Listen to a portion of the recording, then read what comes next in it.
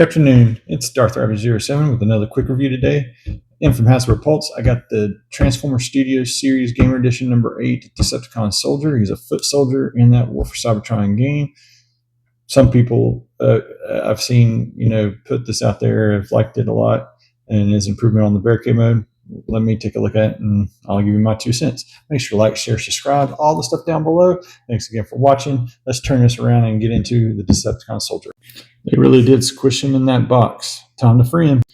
And now that he's free out of his box, what does he come with? He has the set of instructions right here, and I set him up verbatim as what it says right there to get him into that stance on the turntable.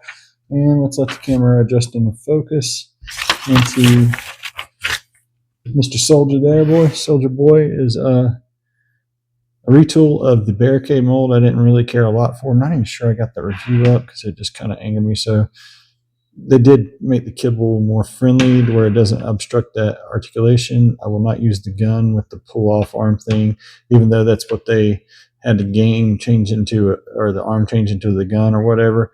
That had done something like that, I've been more inclined. You can see a whole lot of hollowness there, shell formery bits and what have you. Call it G1 goodness. I do not like those kind of hubs on those vehicles, but maybe I'll feel a little bit different when it's in vehicle mode.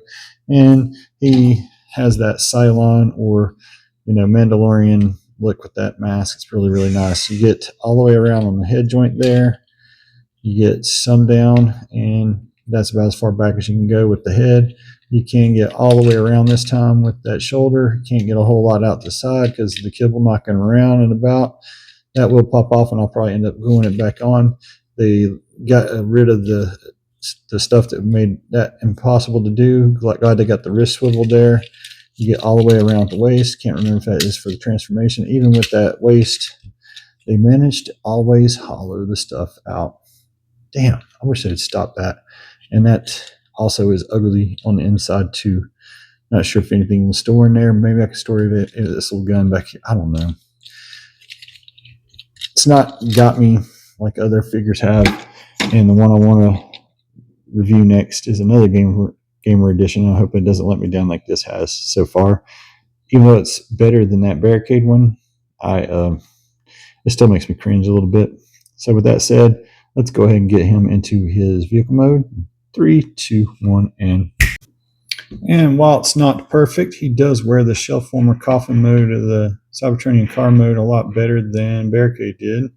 You can probably add a blast effect to the back of that. I don't have one really available, but you got a Decepticon symbol, which you can barely see there. There it is. And then another tab. So if you don't want it up there, you can have it back here. It's the same tab from when he's in his robot mode. Those ugly hubs, just daggone. I hate the way they cheapen this out. A lot of hollow bits, but I mean, it does have the stuff folding up in there. And then I forgot to mention that there's no foot articulation. It's like the Titans Return Combiners Wars era, pose that's like so 8 years ago, and a disappointment that it's on this gamer edition. And the gamer edition stuff, I feel like it was better back in the day than this iteration here. This is better than barricade by a long shot, and transformation was fun, but I just feel like we're getting cheaped out here on our foot soldiers or whatnot. I've been more inclined to get another one of these and have a couple of them, side by side with, Megatron or one of the other bigger baddies. But I mean, this is just a soldier. Let's get him back in robot mode for some final thoughts. Before those final thoughts, I feel like his untransformed hands did better as actual in-game pew-pews, or even GoBot pew-pews, better so than the extra bits of this thing being added onto that. Anyway, if there's a component that fits onto this and has a handle, then I will use it with this guy. But other than that, that's just my thoughts. All right, now some final thoughts. Some final thoughts on Decepticon Steve, and that's what they're going for, is a Cybertronian, Vehicon foot soldier, basically. We'll just call him Steve. Steve here is just your basic cyberversed down engineered. Even though they improved it upon the barricade mold, this needs to go back to the drawing board. I mean, They could have had this fold in on itself a little bit more, make a more complete backpack or even a jetpack there. That kibble should have been able to fold up and fill in the holes somewhere in here in between the legs. I'll only get another Steve if I can go on TF Safari or one of those sites and see if they actually have something that fills in the gaps where the Hasbro team, Gamer Edition team, failed to do so.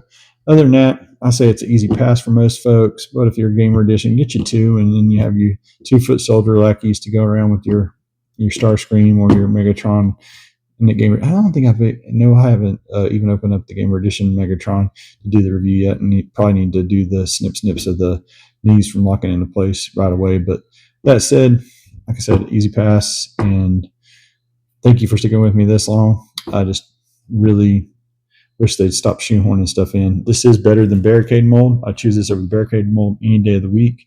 Barricade Mold is probably the worst of the Gamer Edition so far. Make sure to like, share, subscribe, all the stuff down below.